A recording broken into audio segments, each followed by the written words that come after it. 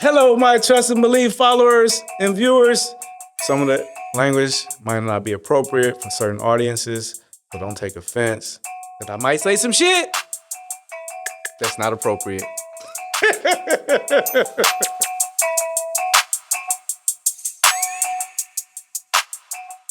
Good evening, good evening, good evening, everybody. And welcome to episode 4 of Trust and Believe. Thank you guys for tuning in. And if you haven't checked out episodes 1, 2, and 3, I want to ask you guys, go back, check it out. Come up to speed to where we at today, because today's topic is going to be housing. And the last couple of weeks, we talked about communication skills, support networks, and things of that nature, and where you go find these resources at. But today, we're going to talk about housing.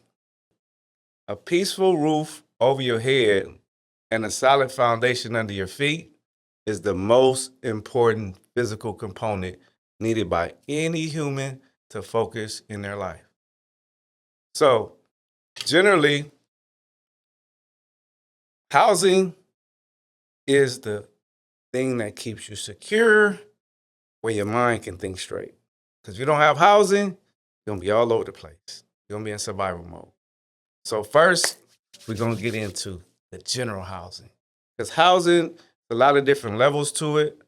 But we're going to get into the general housing first to talk about it. Because for all people, you need to have stability. And what's stability? Being able to be sustained, have a roof over your head, pay your bills. And for a lot of people, some people have never had that responsibility. So that's really like a new responsibility for people to actually pay their bills, actually to do a whole application to even get a place. Background check. Then once you get the place, pay your bills, get things cut on, lights, water, power, things of that nature. Get the cable bill, get your furniture, all that stuff. And then you make your home your sanctuary and the place where you can go and have that peace of mind. You can meditate, close your door, don't have to worry about nothing on the outside.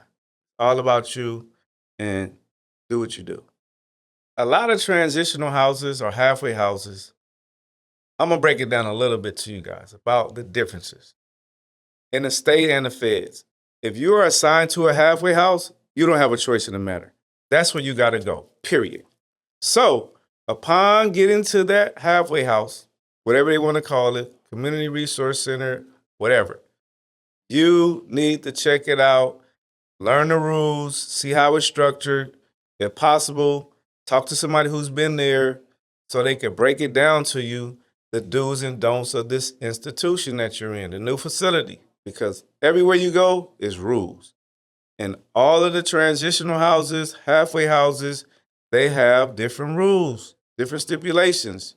If you have the ability to find you a place to live, transitional house, then you can be more selective, check them out, go to them, do a tour, see how the staff attitudes are, see what type of programs they have, and see the do's and don'ts, the pros and cons of being there and not being there or going to a different program.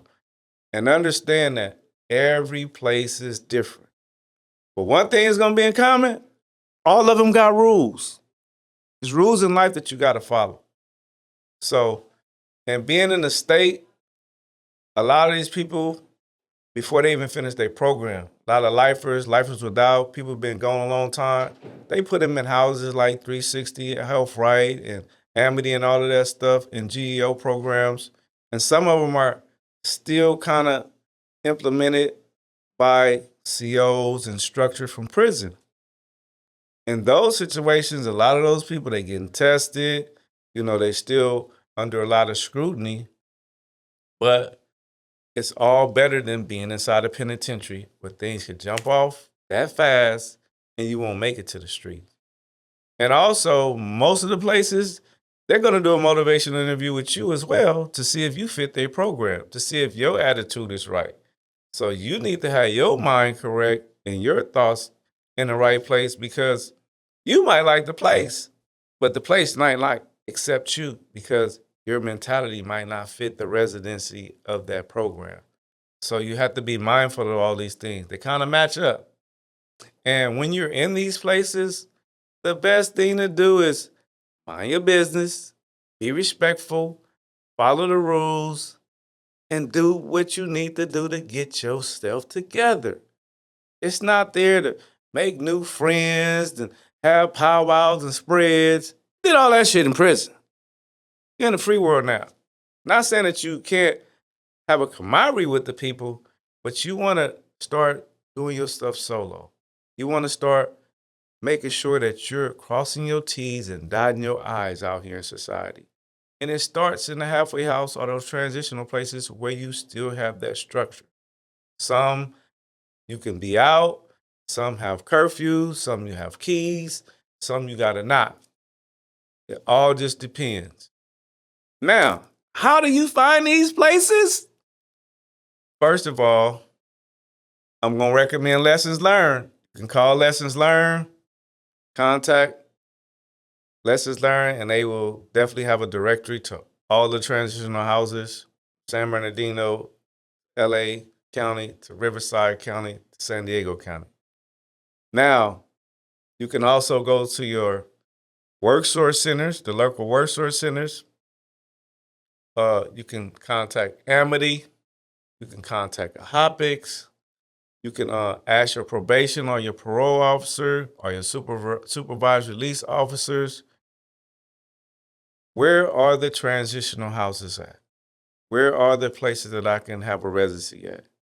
And you can also go to some of the work source centers, and they should have a list for you of a lot of housing. We're going to get into a special preview of a transitional house that we went to and did a tour last week, and it was phenomenal.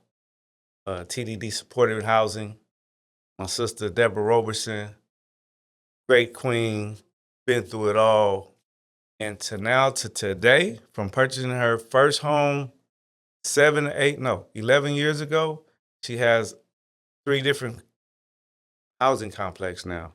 And she houses every population from reentry to trans, LGBT, to women, to homelessness, to SUD treatment. She houses everybody.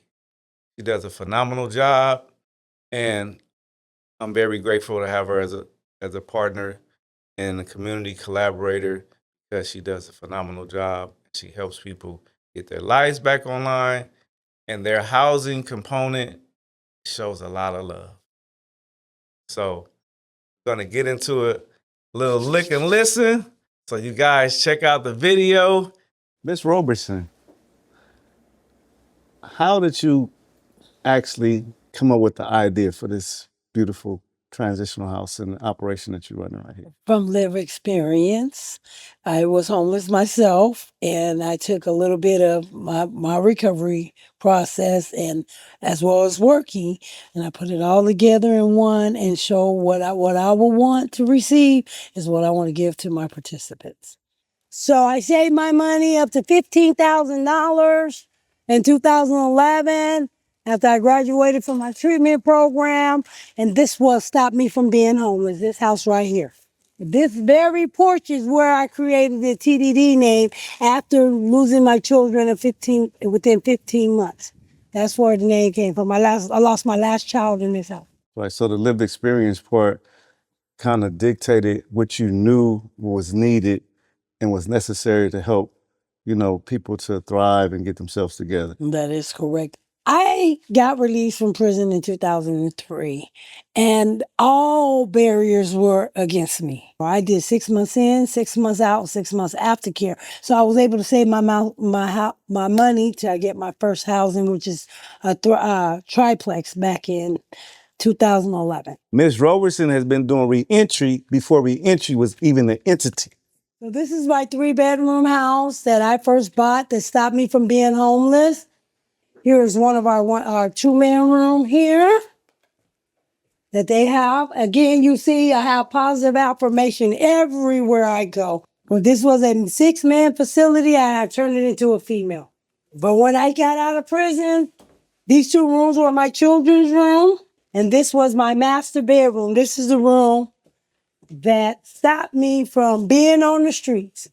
Then you come back here and see the other part of my vision. And this is where I house my 2 homeless veterans. They've been here since 2011. They also have a laundry facility back here.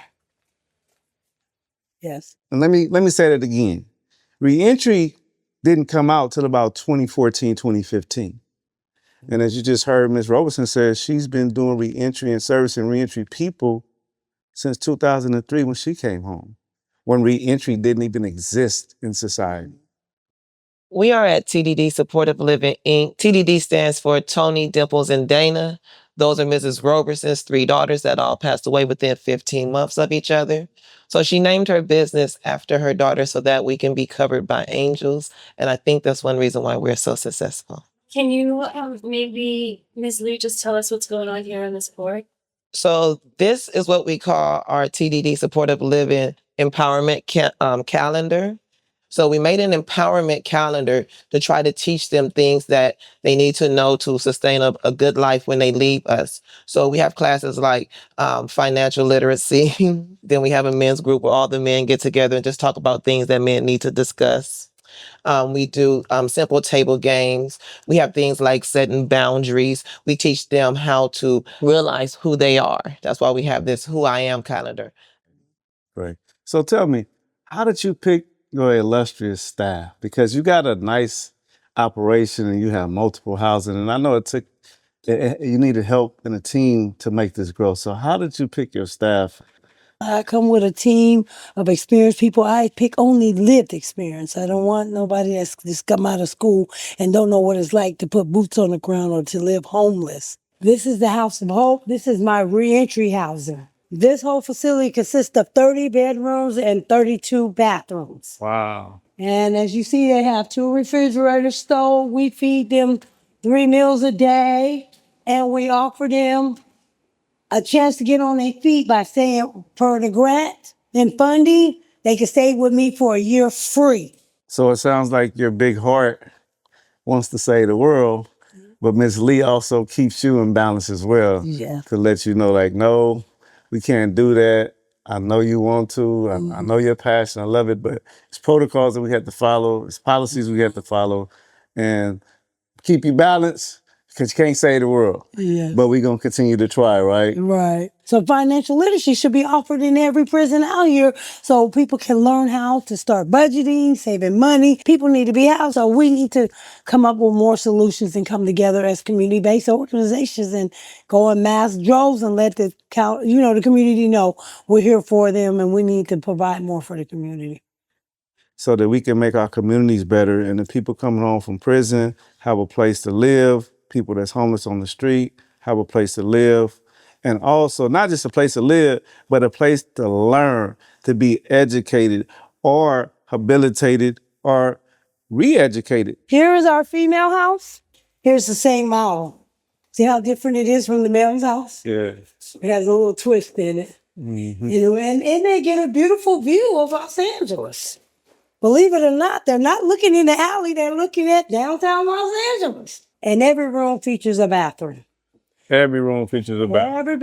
Every room have a bathroom. That's what's up. You have case managers, peer support specialists, Yes. counselors, and people who are certified in CPR and those things in nature, just crisis management stuff. So anything happen, we prepare. We're prepared. Yes. We stay ready so we don't have to get ready. That's right. And she leads by example, hands down. And I love her for that. And she does it all. Still boots on the ground. From boss to boots on the ground.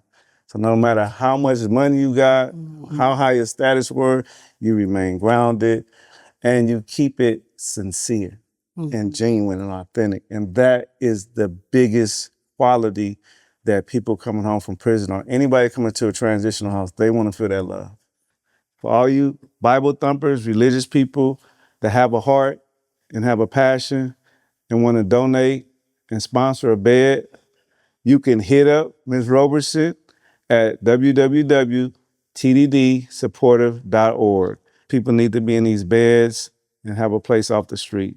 So thank you so much, Queen, Very for welcome. allowing us to have this great interview and this journey with you, sharing your journey of where you come, how far you come, where you started, and where you're definitely going. Thank you. So you're doing an awesome job. You helped a lot of people. You helped me. You helping Trust and Believe now. And we finna put this out there to the world. Man, that was a beautiful thing. Did you guys see that? TDD's awesome. Awesome, awesome, awesome. Man, I wish TDD would have been a place I could have went to when I got out the transitional house. Because, whoo, I moved right into the doghouse, y'all. Let me tell y'all. And the doghouse was no joke. So, my whole experience, I promise you guys, it was totally different. And like I said, from the shots you guys just seen from TDD, it was clean, had your own bathrooms, you know, you had structure, you had classes, you had people there to love on you and teach you different things and guide you. Housing is really a big thorn in society in South Central LA, but just have to get out here, reach out to different resources, have different work source centers, different organizations, lessons learned for one. They'll guide you in the right direction and help you find housing wherever you need it at.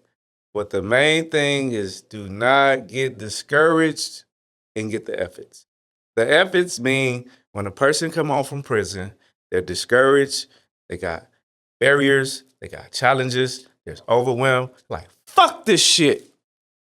I'm finna go back to jail. I know what the fuck I can do. I know where I can go. I'm gonna get 3 hots in the cot. I'm gonna get some meals. I got structure. I ain't gotta worry about all this crazy shit out here. Fuck it. And that's what I call the fuck it's. Because when you get the efforts, person don't care no more. They're at the end of they're at the point of no return. They don't care about being free anymore. They rather go back into prison where it's structured that for them, where they know what it is, where everything is the same. Question. What do I think about living with a woman or a man when you first come home? Now I'm gonna tell y'all this. There's 2 sides to that coin, and I'm gonna give you the flip side. And it's gonna be the first side. And this is my advice to anybody coming home. Date yourself first. If you're not in a relationship with nobody and you haven't been in a relationship with nobody while you was incarcerated, get on and date yourself. Learn yourself. Learn the new you in your new environment. Because you're not in prison no more. You don't have the same structure. You don't have the same pattern. You don't have the same schedule every day. Now you're in the free world. Now you have to learn the new stuff for you. You got new triggers, responsibilities, accountability, and you have to get your square right first. You have to get your mental right first. So I recommend anybody coming home, get to know yourself. Go out by yourself. Date yourself. Learn more about yourself and the new you in this new society that you're in. Because you're not in prison anymore, Damon. You're in the world. And you have a variety of choices that may be overwhelming for you. So take your time. Don't rush it. Because on the flip side, if you jump into a relationship while you're trying to get yourself together, the other person might have your best interest. They don't know you because you barely don't even know yourself. You fresh out of jail. So if you don't have a person that's gonna have your back, help you learn how to navigate in society, help you learn how to find out the new you, you're gonna be in total contrast.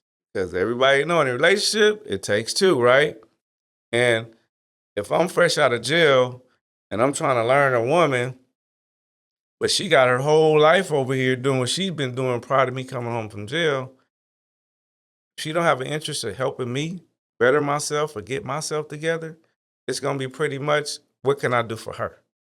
How can I help her and satisfy her needs?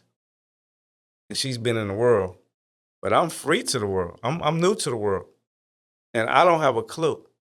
So if I'm going to date somebody, it's got to be myself, and I got to learn how I'm going to navigate in the free world so that I can have the liberty to even think about dealing with somebody else in their real life situation, in their real life finances, in their real life stability, and if they have housing. So I just recommend anybody coming home from prison, learn yourself first before you jump into a relationship where you have to start learning somebody else, compromising everything, and you might not even have nothing to compromise. So that was episode 4, housing. Next episode, we're going to talk about coping. So episode 5 is going to be about coping. So hope you enjoyed today's show, housing and the different components about housing and why housing is important and how you find housing as well. So I am Terrall Tillman. This is Trust and Believe. I want to give special shouts out to my producer, Keisha Nicole Knight, Jessie Rose, Isaiah Nazari, Joseph Jimenez, and our illustrious host here in Long Beach at Hostess of Learning, Queen Ava, and my man, Anders Clay. Thank you guys so much. This has been another great episode of Trust and Believe, number 4. Thank you guys for following us. See you next week. Mwah. Cheers.